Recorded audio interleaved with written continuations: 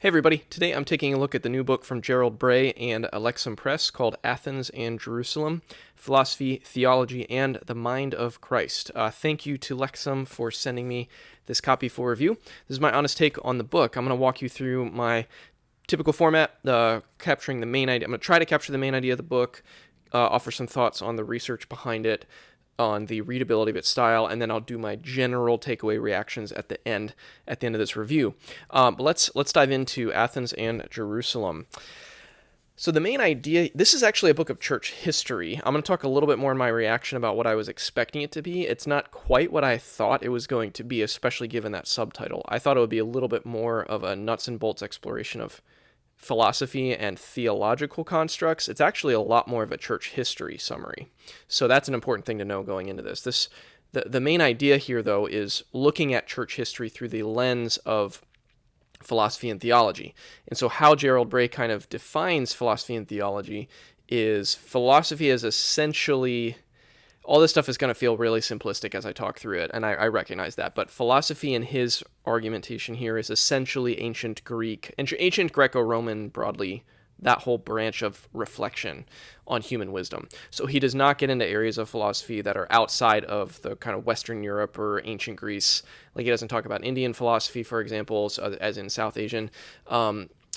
He doesn't really talk about very much on the Muslim world in terms of the philosophy and philosophical reflection that comes from there. It's really Plato era, Socrates, Plato, Aristotle, a little bit of the pre-Socratics. That whole thing is philosophy in his presentation here, which is that's a very like simple way to render it, but that's where he's going with it. So philosophy is Athens, the Athens side of the equation, and then theology is the Jerusalem side. So ancient Christian thought, well, ancient Jewish and then also Christian thought. And so his presentation of church history here, or really not just church history, it's mostly church history, but his presentation is to look at Athens, look at Jerusalem, and then look at the whole historical narrative as kind of essentially those two spheres competing with each other, or at times working together. And I have to say, even though I really, I'm quibbling a little bit with the somewhat reductive definition of philosophy in that cultural expression, be that as it may, okay, I'll say that more in my reaction, be that as it may, I think it's a really interesting idea to read a presentation of church history through the lens of these two spheres of thought, literal thought, like philosophical reflection and theological reflection. And so what he does is he presents summary chapters at the beginning that give you big swaths of kind of summaries of Athens philosophy, and then he gives you summary of theology, kind of especially pre-Christian Jewish reflections on God, and then you go through the birth of the church as kind of the emergence of theology into its own, and then he argues that there's essentially this time in which Jerusalem or theology was really ascendant, particularly in Western Europe, like it really controlled or was the overarching preeminent thought leader in kind of the intellectual realm of a lot of European civilization, and that's what we would know as the kind of medieval into the late medieval period. That's like the Jerusalem ascendant is the way he talks about it. And then he talks about, Athens and philosophy kind of coming back into ascendancy, into the Renaissance, into the Enlightenment. That's kind of this resurgence of Athens, again, using his lens. And then there's this kind of a truce made between Jerusalem and Athens more into the post-Enlightenment modern era. And then he kind of ends the book with this, where could this go? And how does this bring clarity to how we kind of understand what the project of philosophy is and what the project of theology is, kind of with this whole historical narrative in the background. So it's really a historical narrative through the lens of these two camps, so to speak, philosophy and theology. That's what Athens and Jerusalem really is. It's definitely a work primarily of history, secondarily or even tertiarily doing philosophy and theology. It's not really doing a lot of philosophy and theology. It's summarizing and presenting historical kind of developments and contextualizing. It does do a lot of contextualizing philosophical and theological changes or movements. That's my attempt to capture the main idea here. Now, I'll say more in my reaction about some of how I'm responding to some of the claims he makes and historical judgments he makes. But before that, the research is is solid. It's not extensively footnoted. This is one of those books that is more, it seems to be coming from more of a place of like a lifetime of learning, and so he's doing a lot of summarizing and presenting big ideas in like quick snippets, and they're not extensively footnoted because I think it's just a product of his own synthesis of his own learning. I mean, he's been an academic for a long time, and this is like his wheelhouse or these ideas. And so the reason I'm saying that is because if you want to get this as like a reference tool to figure out how do I get into primary texts and how do I branch out, it's not necessarily going to do that for you because it is a lot of summary work. I will say at the very end he does have a handy for further reading reference that's about a page or two, but it's not super in depth like that. Like some books like this will do additional reading sections, and they'll have additional reading sections bracketed out into all the different areas of work that are referenced in the summary. And those for further reading reference tools can be pages and pages long. That is not what this book does. It's very much summaries in kind of quick sections, and that's what the research felt like. So it's solid, and based on my understanding of the areas that he covers, it feels like he represents a lot of things pretty fairly, but this is not a citation-driven academic work that's going to send you down a deep rabbit hole of looking at primary texts and other secondary books and all of that. So those are my thoughts on the research there. More of a product of a kind of a personal life lived in study and his ability to synthesize and capture lots of things than it is like driven by research. Okay, the readability of it. It's pretty readable. This is more on the positive side. I found this really enjoyable. Like I enjoy if I'm in the right headspace for it, I enjoy a summary synthesis kind of book, and that's exactly what this is. He moves through vast movements of time in short amount of page count, which sometimes is frustrating, but most of the time in this book is really helpful. And one thing you do get, I think I'm going to flip down my copy here. I think it's about 300, it's just over 300 pages. So it's a single volume work of a lot of stuff. I mean, you talk about going from the pre-Socratics to post-Enlightenment to kind of postmodern thought. I mean, in a little over 300 pages, that is a massive amount of time. And he does a really effective job skipping through that time. He doesn't go there's one rabbit trail he goes pretty deep down, which I'll comment on in the end. But he resists going too deep into too many weeds, which is a trade-off. You get a sense of the movement of time and the movement of development of thought. You also sacrifice a lot of particulars, and you gloss over a lot of very contested and debated ideas. I'll comment on that in my reaction. But if you enter this with the correctly calibrated lens for if you want a summary of a lot of material through the lens specifically of philosophy and theology, it's really enjoyable to read. I found it page for page quite enjoyable and understandable, and he presents ideas in an accessible way. So on that front, it's quite successful. And that does tee up my final reactions. So I truthfully had a little bit of a mixed bag reaction to this book. I think I ultimately land on leaning positively. I'm going to keep it for sure, and there are certain chapters I'm going to reference in the future. Like, for example, actually I thought his chapter on the pre-Socratics and then Plato and Aristotle, all in that chapter on kind of introducing Athens, so to speak, that was a really good chapter, and I really, really liked, particularly his rendering of Aristotle was super, super helpful. He also does some very interesting things. Another successful aspect of the book is the way he contextualizes movements. So like his contextualization of a lot of the Renaissance rebirth is he draws more connection to recovering.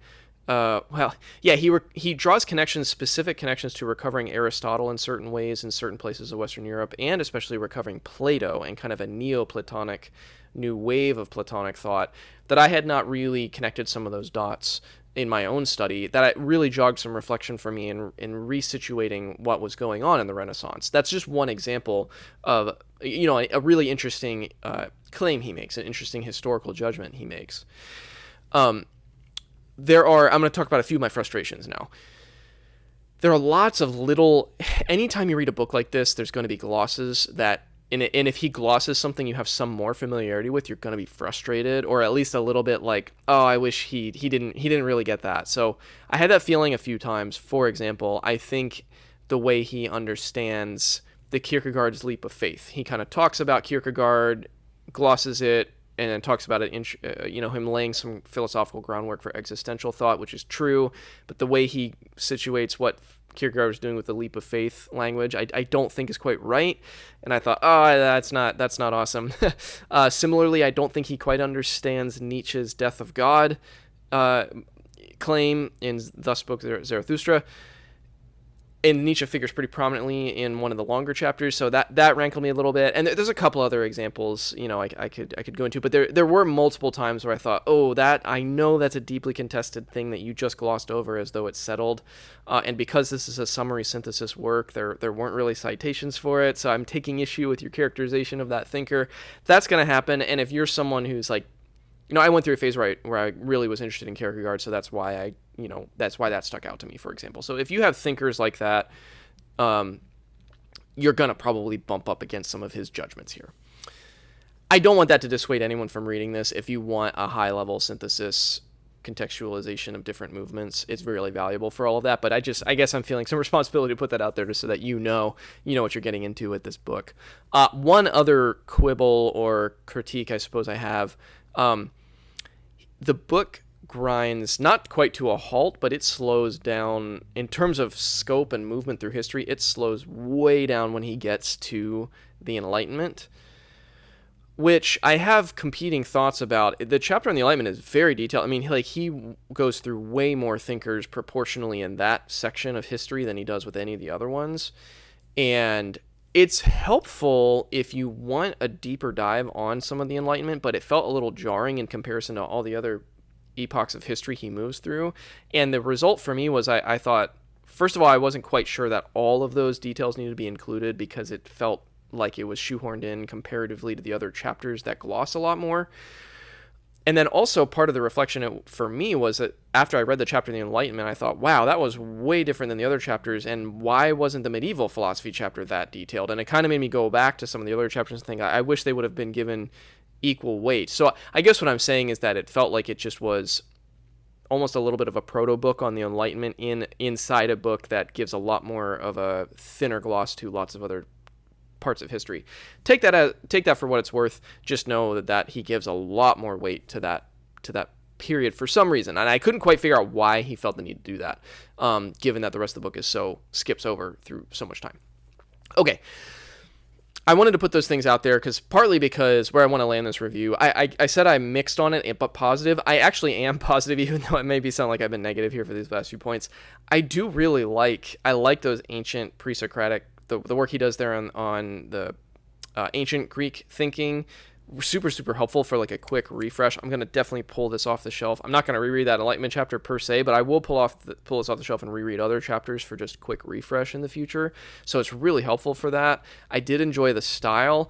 I do enjoy the idea of thinking of church history through this lens of kind of general competing spheres. And I really was provoked to reflect on the nature of philosophy itself. I mean, he lands on a pretty... In some ways, he's critical of the philosophical project because, and I'm not sure what I think about this judgment, but he kind of renders theology is a worthwhile pursuit because it's reflecting on God. It's reflecting on something that's not within us, something that's transcendent. And so the reflection upon that can bear a lot of fruit for humanity, whereas philosophy is just this, like, in his view, this amorphous thing because it's reflecting on ourselves and it's reflecting on changing cultural currents and whatever's happening at the time. I'm being way simplistic and reductive there, but I'm not sure I'm with him on that, but I think it's really interesting and helpful to reflect on it, and especially to reflect on it in the grand scope of kind of the story of Christian thought and the Christian church, and particularly the Western European narrative. And that's the last thing I'll say. This is very circumscribed when it comes to kind of global history and culture. It is about mostly Western Europe, and then into America once you get to the modern pages. There's a little bit on the eastern side of the church, not really that much comparatively to the West. There's not really that much in the Muslim world, although as it intersects with the Christian world, he does talk about it. But it really is a lot more maybe locally circumscribed than just the general title might make you think. So that's another important thing to know going into it. So mixed bag for me, generally still leaning positive.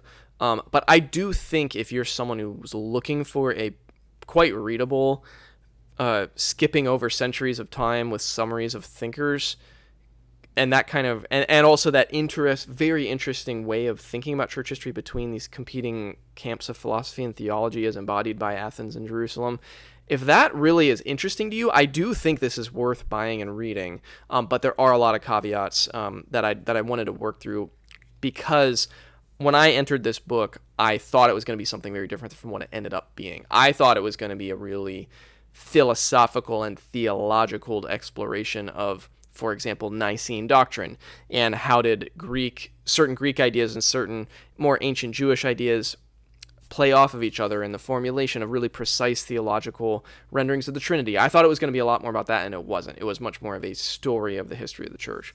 And so I wanted to put this out there to ground what this book is, some of my caveats about it, but also some positive thoughts about it, and try to ultimately help you decide whether or not this would be something that would be worth spending some time with.